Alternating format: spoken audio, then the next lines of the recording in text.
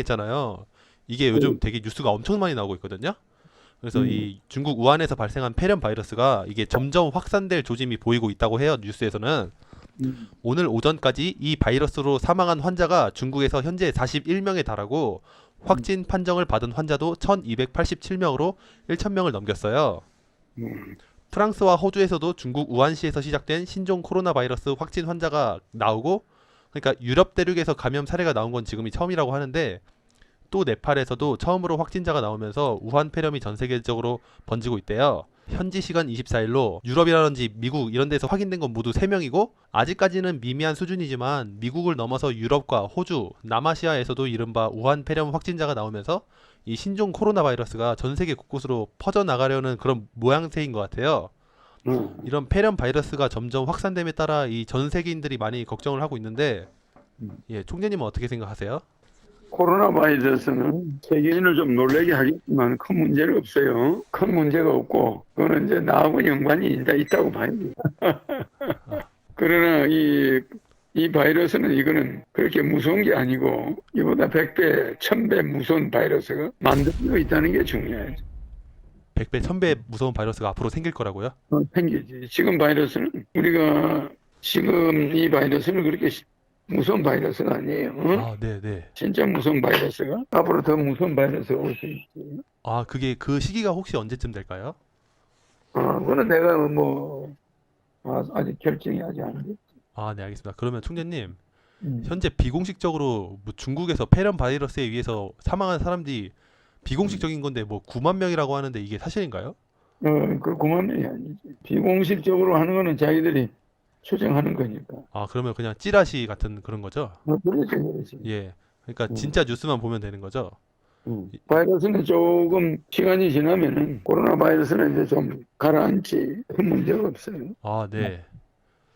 아, 그러면 이러한 중국발 폐렴 바이러스가 코로나 바이러스가 앞으로 한국에 미칠 영향은 얼마나 될까요? 지금 현재 우리나라에서는 오면은 경제에도 좋은 거는 못 되지. 코로나 바이러스 오면 우선 관광 수입이 줄어들게 되고, 한국에는 지금 아직까지 그런 게 크게 문제가 안 되고 있잖아. 근데 한국에 들어온다면 경제에는 엄청 영향을 주지. 근데 한국에는 아마 들어오기가 힘들 거예요.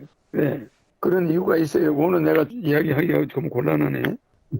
네, 알겠습니다. 음, 그러면은 예, 과거에도 이 사스 전염병이 세계를 휩쓸어 가지고 그 전 음, 세계적으로 이 몇백 명씩의 사망자가 발생했을 때도 그 음. 한국인들만 사스에 전혀 감염이 되지 않았었거든요. 그럼. 예, 왜 한국인만 사스에 전혀 영향을 받지 않은 건지, 혹시 한국인이 이처럼 바이러스에 강한 특별한 이유가 있는 건 아닌지 궁금한데. 내가 와 있는 곳이라 어느 정도는 통제를 해야 돼, 내가. 아, 네. 어느 정도는 내 통제 때문에 국민이 덕을 보고 있는 거지. 앞으로 이 융합의 시대라 우리가 융합이 앞으로 일어나고 있잖아. 융합을 우리는 뭐 컨버전스라고 그러거든, 영어로. 컨버전스. 그런 컨버전스, 가상과 현실의 융합, 가상과 실상의 융합, 뭐 여러 가지 융합이 있지. 이런 시대는 뭐 AI와 사물 인터넷, IoT, 사물 인터넷의 융합, 플랫폼의 융합, 이런 게 있잖아. 그러면 이런 플랫폼은 성강장, 공개 토론 뭐 이렇게 플랫폼이잖아. 알죠? 많은 사람이 모이는 곳이잖아. 이 플랫폼이 많다 보면은 이 바이러스 오염이 심해진다.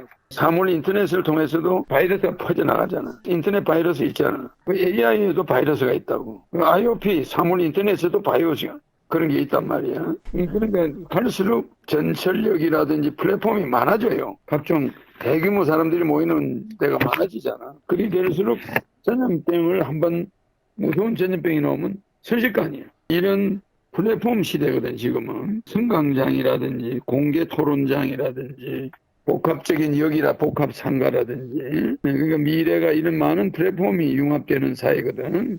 그런 사회에서는 바이러스가 한번 침범하면 치명적이야. 그래서 인간이 바이러스를 직접 제어할 수는 없어요. 아, 네. 그건 신의 허경영의 영역이야. 아, 바이러스는 신이 내려보내는 건가요? 그렇죠. 신의 영역이기 때문에 천연두를 내려보낼 때에도 이유가 있어 내려보내는 거고. 그 위생 때문에 일어나는 게 아니야. 그 시두나 이런 게 그때 만약에 그 사람들을 많이 없애지 않았으면은 지금 인구가 200억이 넘어. 만약 1차 대전, 2차 대전이 없었잖아. 그럼 지금 지구 인구가 300억이 넘었을 거야. 그러면 지구인들이 내뱉는 게 뭐죠? 이산화탄소요. 이산화탄소만 있나? 이산화탄소 CO2하고 이산화질소 NO2하고 수소불화탄소 NFCS하고 메탄 CH4가 있어요. 그럼 이 네 가지가 어마어마하게 늘어나고요. 근데다 인간은 고기를 먹으니까 동물을 사용하지. 동물의 몸에서 나오는 메탄, 이 CH4가 어마어마하고 만약에 300억이라는 인간이 있으면 그 CH4가 얼마야? 소대변에서 메탄이. 그러면 지구는 그냥 살아갈 수가 없어. 그래서 옛날에 과학이 발달되기 전에 바이러스를 쓰는 거예요. 인구를 조절하는 거지. 인구 밀집 지역에 지진이나 바이러스를 쓴다니까. 그거는 여러분들은 굳이 알 수가 없어. 왜 그곳에 뭐가 생기는지. 중국 인구가 많죠? 예.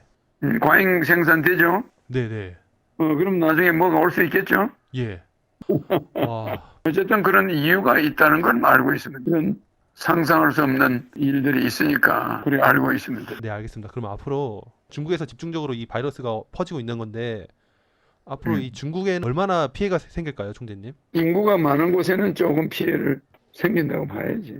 예. 그러나 이번에 코로나 바이러스는 큰 위험을 떨치지 못해요. 너무 걱정 안 해도 돼요. 지금 이거는 경고지. 우리가 지금부터 육식을 줄이고 동물 사육을 금지하고 뭐 이렇게 나간다면은 굳이 그렇게까지 할 필요가 없지. 망당한 동물들이 메탄가스를 배출하고 있다고. 그러니까 CH4가 너무 많이 늘어나고 있어. 근데 여러분들은 그것이 엄청나게 위험하다는 걸 잘 모르는 것 같아. 그래서 여러 가지를 지금 보여주고 있는 거예요. 간혹가다 바이러스가 한 번씩 와야 여러분들이 위생관계나 이런 걸 신경을 써요. 그리고 옛날 재래식 전쟁은 남자만 많이 죽였어. 남자만 많이 죽임으로써 인구 조절을 했단 말이야. 전쟁터에 많이 가서 칼에 맞아 많이 죽잖아. 바이러스는 큰 문제가 아닙니다. 아, 네, 알겠습니다. 그러면 총재님 이 바이러스랑 뭐 관련된 건데요.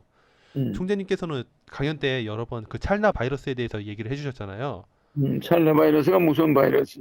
이 찰나 바이러스라는 게 이게 무엇인가요, 총재님? 찰나 바이러스는 걸리면은 1초 만에 죽으니까. 전염도 1초 만에 되고. 그러니까 굉장히 사람이 살기가 어렵지. 극단적으로 이제 인구를 조절해야 될 때가 있을 때 쓰는 거지. 그것도 예비돼 있지. 그럼 세계 경제가 이제 그 당시 그렇게 되면 이제 몰락하지. 그렇게 되면서 새로운 질서가 나와요.